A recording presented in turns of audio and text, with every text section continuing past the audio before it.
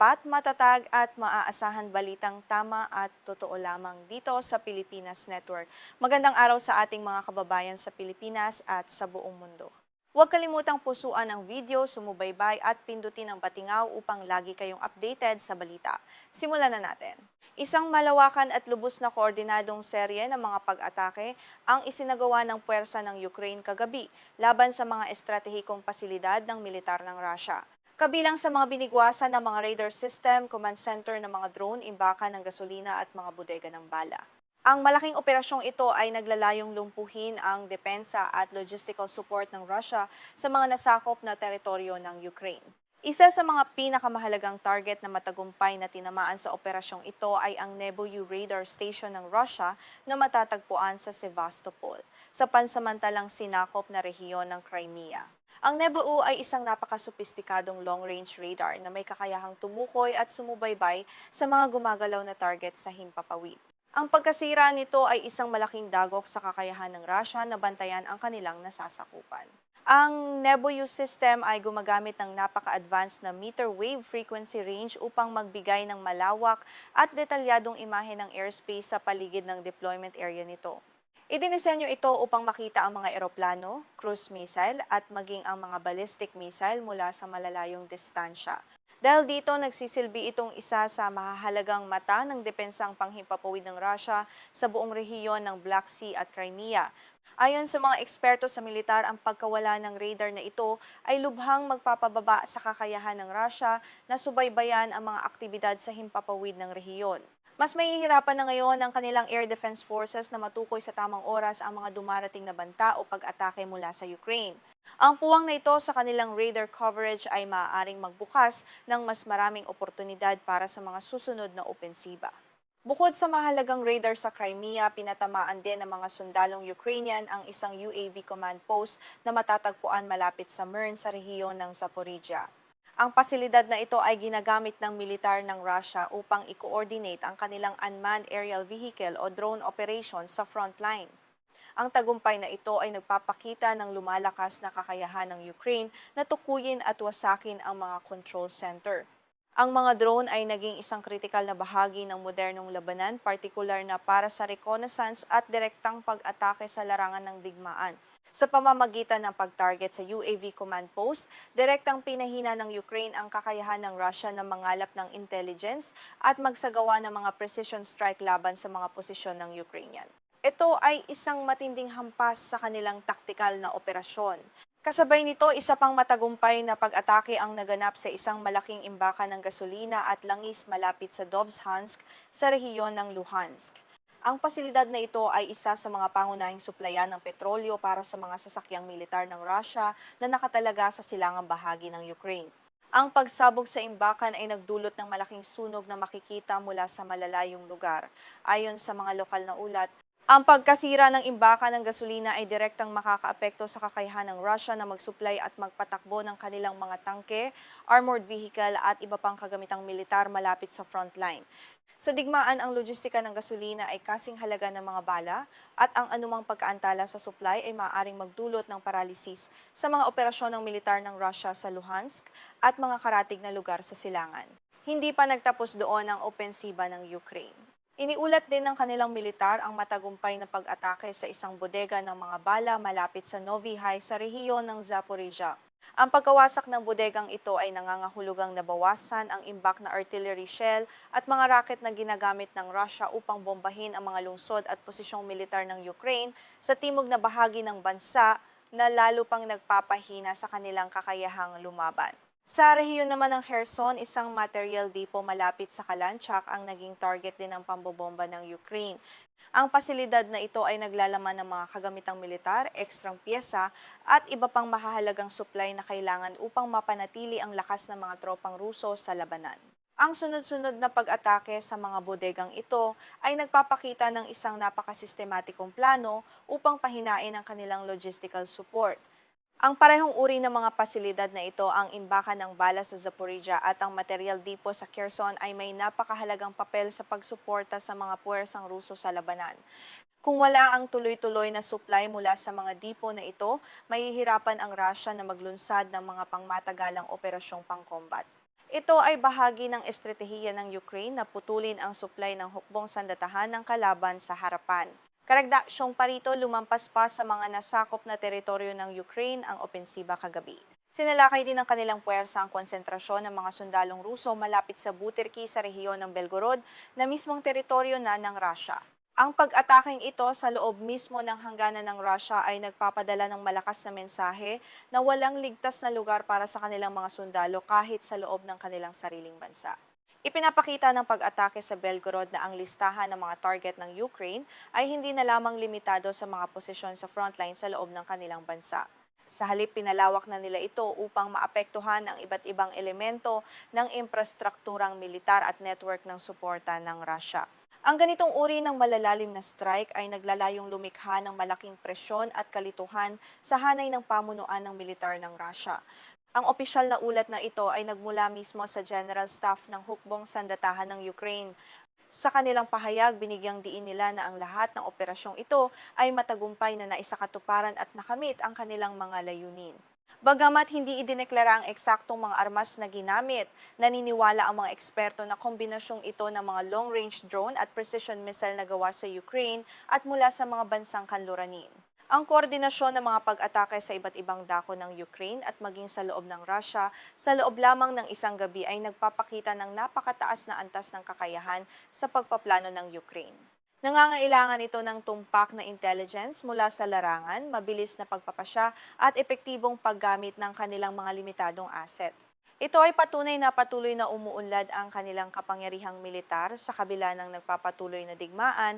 Sa panig naman ng Russia, nananatiling tikom ang bibig ng kanilang Ministry of Defense hinggil sa lawak ng pinsalang idinulot ng mga pag-atake kagabi. Karaniwan nang itinatanggi o pinaliliit ng Moscow ang epekto ng mga strike ng Ukraine upang mapanatili ang moral ng kanilang mga mamamayan at sundalo. Gayunpaman, lumilitaw sa mga satellite image at lokal na video ang mga pinsala at sunog sa ilang target na lugar. Ang mga pangyayaring ito ay nagaganap sa panahong patuloy na sinusubukan ng Ukraine na baguhin ang takbo ng digmaan sa pamamagitan ng pag-target sa mga kahinaan ng Russia sa likod ng linya ng labanan. Sa paggiba sa kanilang mga radar at air defense system, binibigyang daan ng Ukraine ang mas madaling pagpasok ng kanilang mga drone sa hinaharap, na lalong magpapahirap sa depensa ng Russia sa mga darating na linggo. Ayon sa mga analyst, ang estratehiyang ito ng Ukraine na magsagawa ng deep strikes ay unti-unting nagpapahina sa kakayahan ng Russia na maglunsad ng mga bagong opensiba sa hinaharap. Sa halip na makipaglaban ng harapan kung saan mas marami ang sundalo ng Russia, pinipili ng Ukraine na sirain ang mga pundasyon ng kanilang hukbo, ang kanilang komunikasyon, gasolina, bala, at kakayahang makakita at sumubaybay sa buong himpapawid. Habang nagpapatuloy ang digmaan, inaasahang mas lalo pang titindi ang mga ganitong uri ng operasyon sa magkabilang panig. Ang suporta ng mga bansang kanluranin sa pamamagitan ng pagbibigay ng mas advanced na mga armas ay nagbibigay sa Ukraine ng kakayahang maabot ang mga target na dati ay hindi nila kayang tamaan. Ang labanan sa himpapawid at logistika ay magiging mapagpasya sa kahihinatnan ng hidwaang ito sa rehiyon. Sa pangkalahatan, ang magdamag na operasyon ng Ukraine ay nagdulot ng malaking pinsala sa kakayahang militar ng Russia sa Crimea, Zaporizhia, Luhansk, Kherson at Belgorod. Patuloy naming babantayan ang mga susunod na kaganapan sa labanang ito. Isang mainit na babala ang umuusbo ngayon sa pandaigdigang politika. Inihayag ng mga eksperto sa militar na maaaring paigtingin ng Iran ang mga pag-atake at tensyon laban sa Estados Unidos bago sumapit ang halalan sa Amerika. Ang layunin ng Tehran ay pilitin si Pangulong Donald Trump na gumawa ng mga diplomatikong konsesyon habang papalapit ang kritikal na midterm elections. Ayon sa mga ulat, ang estratehiyang ito ay direktang nakatuon sa kahinaan ng administrasyong Trump sa aspektong pampolitika. Ayon kay Jack Keane, isang retiradong general ng hukbong katihan ng Estados Unidos, inaasahang palalakasin ng Iran ang kanilang kampanya laban sa mga puwersang Amerikano sa mga susunod na buwan. Sa kanyang panayam kamakailan sa Fox Business Network, binigyang diin ni Keane na ang banta ay hindi lamang haka-haka kundi isang kalkuladong hakbang upang samantalahin ang sensitibong panahon ng halalan sa Estados Unidos na magaganap sa Nobyembre. Naniniwala ang pamunuan sa Tehran na hawak nilang bentahe sa kasalukuyang sitwasyon. Ayon kay General Keane, nakikita ng Iran na napilitan ng Amerika na tanggapin ang tigil putukan dahil sa mabilis na pagtaas ng presyo ng langis sa buong mundo. Kasabay nito, ang takot sa masamang epekto ng mataas na presyo ng bilihin sa paparating na halalan ay nagiging dahilan upang mag-atubili ang Washington na gumamit ng puwersang militar sa gitnang silangan. Gayunpaman, nagbabala si Keane na nagsilbi ring tagapayo ni Trump sa patakarang panlabas na maaaring nagkakamali ang Iran sa kanilang pagtataya. Sinabi niya na paulit-ulit na nagpapakita ng maling paghatol ang Tehran pagdating sa magiging reaksyon ng Pangulo ng Amerika. Ang pag-aakalang hindi tutugon si Trump ng marahas dahil lamang sa halalan ay isang mapanganib na desisyon na maaaring magdulot ng mas malalang gulo para sa rehimeng Iran. Tiyak na magpapataw ng mabigat na kaparusahan si Trump kung magpapatuloy ang Iran sa kanilang mga mapanghamong hakbang ayon pa kay Keane. Sa kabila ng pampulitikang panggigipit sa loob ng bansa, kilala ang kasalukuyang administrasyon ng US sa pabago-bago ngunit agresibong tugon nito sa mga usaping panlabas. Ang anumang maling hakbang ng Tehran ay maaring magbunga ng direktang tugong militar na hindi nila inaasahan at maaring lubhang makapinsala sa kanilang bansa. Sa kabilang banda, hindi rin nagpapahuli ang Iran sa kanilang mga pahayag. Si Mohammad Reza Naqvi, isang mataas na tagapayo sa Islamic Revolutionary Guard Corps o IRGC, ay nagpahayag sa media ng Amerika na seryoso ang Tehran sa pagbuo ng isang malakas na puwersang pangdepensa. Ang pangunahing layunin nila ay lumikha ng sapat na kakayahan sa pagpigil o deterrence upang matiyak na hindi na muling magtatangkang umatake ang kanilang mga kaaway. Ayon kay Naqvi sa kanyang panayam sa PBS, ang tanging paraan upang makamit ang ganitong antas ng seguridad ay ang patuloy na paglaban. Ipinahiwatig niya na handa ang Iran na pahabain ang kasalukuyang sigalot hanggang sa susunod na termino ng pagkapangulo ng Estados Unidos. Sa pamamagitan ng estratehiyang ito, umaasa silang unti-unting mapapahina at mapapagod ang puwersang militar ng Amerika na nakatalaga sa rehiyon sa mahabang panahon. Naisipakita ng Iran na ang sinumang susunod na pinuno ng Amerika na magbabalak umatake sa kanila ay haharap sa napakataas na halaga. Ang planong ito ay naglalayong gawing labis na magastos ang digmaan para sa Estados Unidos, kapwa sa buhay ng mga sundalo at sa aspektong pinansyal. Isa itong klasikong digmaan ng pagpapagod na idinisenyo upang tuluyang pahinain ang determinasyon ng mga Amerikano na manatili sa gitnang silangan. Nang tanungin kung kontrolado nga ba ng Iran ang takbo ng digmaan, kumpiyansang sinabi ni Naqvi na sa Iran mapupunta ang huling tagumpay. Binatikos pa niya ang Estados Unidos sa kawalan umano ng malinaw na estratehiya sa rehiyon.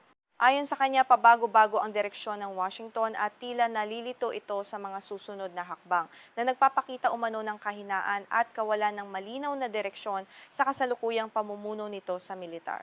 Idinagdag pa ng opisyal ng IRGC na bawat 2 o 3 araw ay nagpapahayag ang Amerika ng mga bagong layunin na anyay walang katotohanan.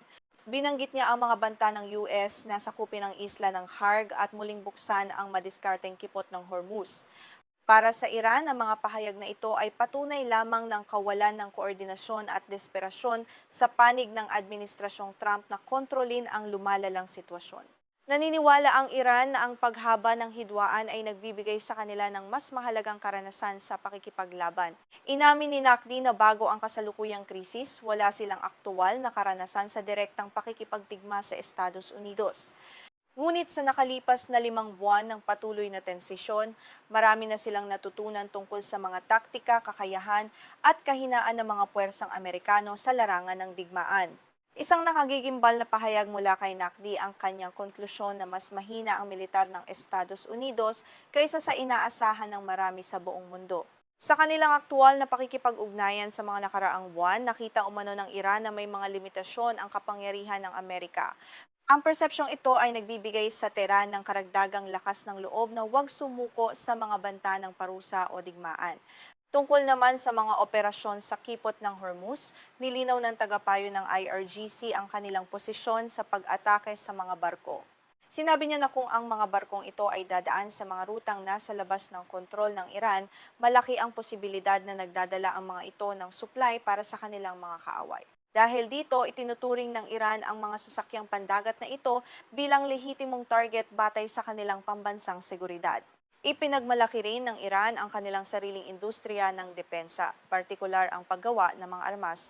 Ayon kay Naqvi, mas marami silang nagagawang missile araw-araw kaysa sa dami ng kanilang nagagamit sa mga kasalukuyang labanan. Ang tuloy-tuloy na supply na ito ay nagbibigay sa kanila ng kakayahang makipaglaban sa napakahabang panahon nang hindi nangangambang maubusan ng mga kritikal na sandata laban sa kaaway. Nagbigay din siya ng isang matinding babala kung sakaling maubos ang kanilang mga missile. Sinabi ni Nakdi na kung darating ang araw na wala ng missile ang Iran, lalo silang magiging mapanganib para sa Amerika. Ipinaliwanag niya na ang Estados Unidos ay may libu-libong interes sa ekonomiya sa iba't ibang panig ng mundo at ang lahat ng mga lokasyong ito ay maaaring mawasak sa pamamagitan ng iba pang paraan ng pag-atake. Sa kabilang banda, ang tugon ni Pangulong Trump ay patuloy na nagpapakita ng kawalang katiyakan. Mula nang magsimula ang krisis na ito, paulit-ulit na nagbago ang kanyang mga pahayag. Minsan ay nagbabanta siya ng matinding aksyong militar at pagpapalawak ng tensyon, ngunit sa susunod na pagkakataon ay sasabihin niyang malapit nang maabot ang isang kasunduang pangkapayapaan na nagdudulot ng maling kalituhan sa mga taga-suri sa politika. Sa isang panayam kamakailan, ipinahiwatig ni Trump na maaaring magtagal pa ang kasalukuyang sitwasyon ng kawalang katiyakan. Ang pabago-bagong taktikang ito ay tila bahagi ng kanyang estratehiya upang panatilihing nanghuhula ang kanyang mga katunggali. Gayunpaman, ang ganitong diskarte ay nagdudulot din ng matinding pangamba sa pandaigdigang merkado na umaasa sa katatagan at malinaw na direksyon mula sa White House. Bilang tugon sa mga hiling ng Iran, hayagang idineklara ni Trump na hihingi siya ng kabayaran para sa pinsala ng digmaan sa anumang negosasyong pangkapayapaan. Tugon ito sa naunang hiling ng Tehran na bayaran din sila ng Amerika para sa mga pinsalang dulot ng mga parusa. Ang ganitong matitigas na posisyon mula sa magkabilang panig ay lalong nagpapakita na napakalayo pa ng posibilidad ng isang mapayapang solusyon sa krisis. Habang nananatiling walang pag-unlad ang mga negosasyon, ang ginawang pagharang ng Iran sa kipot ng Hormuz ay nagkaroon ng malubhang epekto. Nagdulot ito ng biglaang pagtaas ng presyo ng petrolyo sa buong daigdig na yumanig sa ekonomiya ng maraming bansa, kabilang ang Pilipinas. Ang krisis sa enerhiya ay naglagay ng karagdagang presyon kay Trump habang papalapit ang halalan sa Kongreso sa darating na Nobyembre. Sa huli, ang labanang ito ay hindi lamang tungkol sa lakas ng militar kundi sa pampulitikang laro ng tiyaga. Ang darating na midterm election sa Estados Unidos ang magiging tunay na pagsubok kung sino ang unang bibigay sa tunggaliang ito ng kapangyarihan. Manatiling nakatutok para sa mga susunod na ulat dito sa ating channel.